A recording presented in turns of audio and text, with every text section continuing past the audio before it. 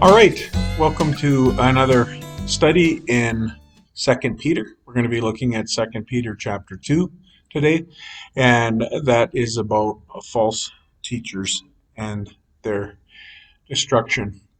Let's look first of all at the first two verses of Second Peter chapter 2. In contrast to the prophets, uh, false prophets were also present in the Old Testament. And in the same way as false teachers will arise among us as believers, and that's what Peter is warning about. They're going to introduce destructive heresies and deny Jesus who bought them. If you're a little bit more reformed leaning and uh, you understand about eternal security, it can also mean that Jesus who died for them, Jesus died for all of us. And so this is not necessarily saying that these people were believers, but they are denying Jesus the Lord who died for everyone, and that many will follow their shameful ways, and in doing that will bring the truth into disrepute. If we look at verses 3 to 5, we see that greed will motivate them, and they will be motivated to exploit them. And in contrast to what the apostles have been doing, they will make up stories rather than being eyewitnesses.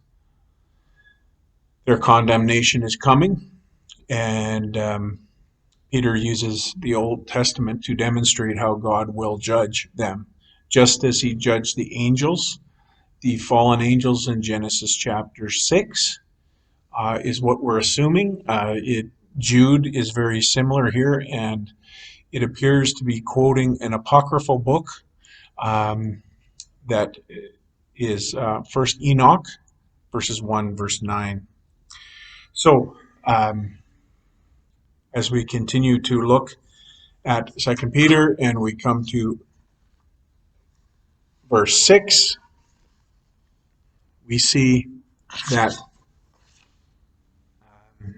sorry, I just having a bit of technical difficulty here. We see that another Old Testament example is that God brought the flood on the ungodly, but he spared Noah. And finally, as an Old Testament example, he looks at Sodom and Gomorrah, where once again he brought judgment on Sodom and Gomorrah, but spared Lot, the righteous person. So the point is that God knows how to rescue the godly and hold the unrighteous for judgment. And that's especially true for those uh, with corrupt desire and who despise authority. As we continue in looking at verse 10 now, in Second Peter chapter 2, we see that these false teachers are slandering celestial beings. And this is in contrast that not even angels do this. And once again, we're seeing um, what is believed to be a lost apocryphal book known to the church fathers as the Assumption of Moses. And it's also quoted in Jude, where the angel is mentioned, and it's the archangel Michael. And he would not condemn Satan, even though he was fighting over the body of Moses. This is kind of a Peter's using this as an example of how the mocking and the uh, speaking against celestial beings, even though they're evil, um, is is very unwise, and they're acting like brute beasts who have no respect for authority. I think also it's safe to assume that he's talking about the authority of the church, of course, because the apostles are claiming one version of the story, and these new false teachers are trying to introduce another one. So I think that's there as well. Um, they claim to have special knowledge, but really they're likened to brute beasts.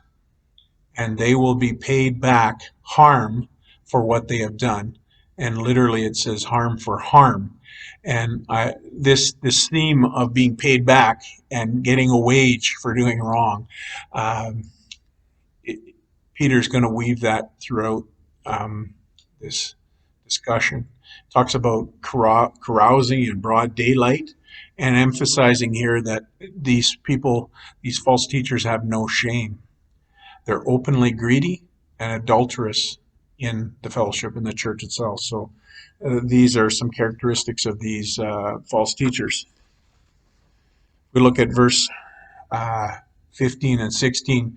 Here's where it becomes quite clear what Peter is talking about. And he talks about the way of Balaam. And what characterized Balaam was false prophecy, greed, and lust. So he wanted to make money more than he wanted to speak the truth. He hurt God's people when he could not curse them.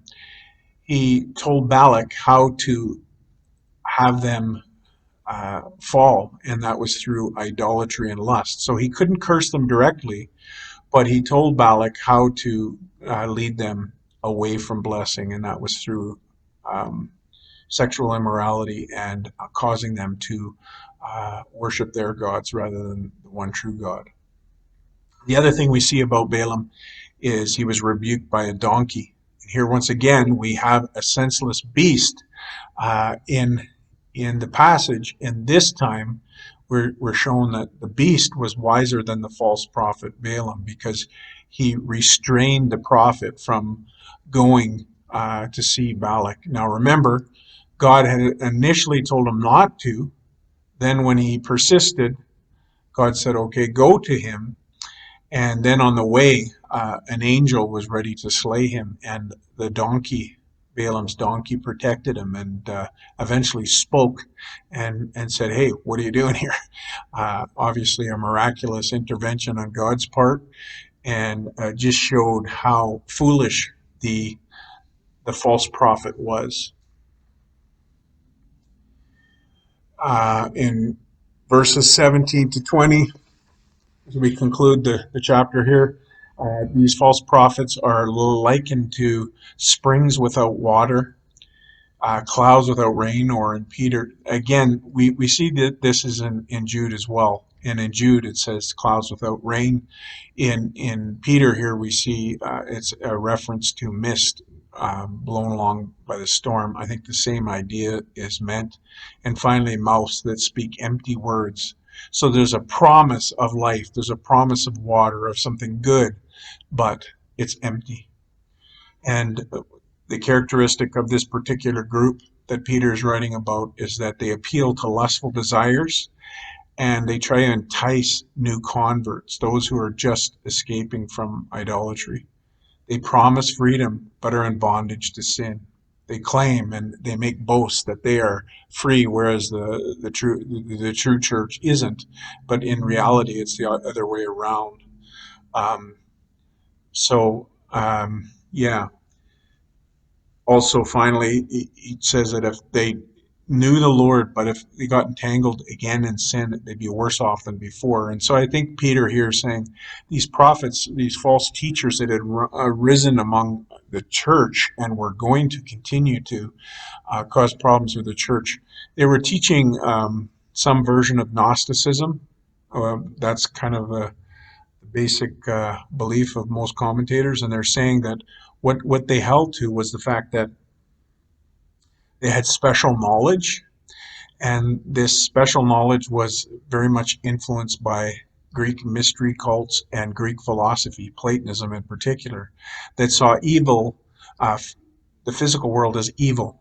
And so there was two different strains that developed. One was the body was evil, so it needed to be suppressed, and the other was the body was evil and it wasn't going to survive, so it didn't matter what you did in the body. And this latter form of Gnosticism is what seems to have taken hold.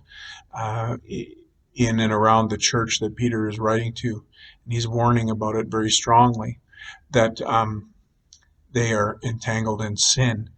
And so that's where the significance comes from, where these people are just coming to know the Lord, and then these false prophets are coming and saying, hey, you don't have to give up all of that idolatry that you were indulging in when you worshiped idols. It's okay, because what we do in the body doesn't matter. But Peter is stating once again that immorality is not freedom, but actually the very bondage that they were being delivered from. And so he closes with two very powerful um, proverbs. One is from the Bible, and it's just like a dog returns to its vomit. And the second is one that was probably popular as well, and just as a pig returns to the mud after it's been washed. So in both cases, we see the animal, again, we have the brute beast being compared to the false prophets and false teachers. But this time we see them. So the dog gets sick and he returns and eats it, or uh, the pig is washed and yet the pig returns to its mud. And so in both cases we see just a picture of what Peter's trying to demonstrate to them, that returning to the former sexual immorality, even if it is not directly connected with idols, is still bondage, and it's still part of the sinful nature that is meant to die as we are believers. So that is 2 Peter chapter 2, and we see that the theme has been false prophets and their ultimate demise.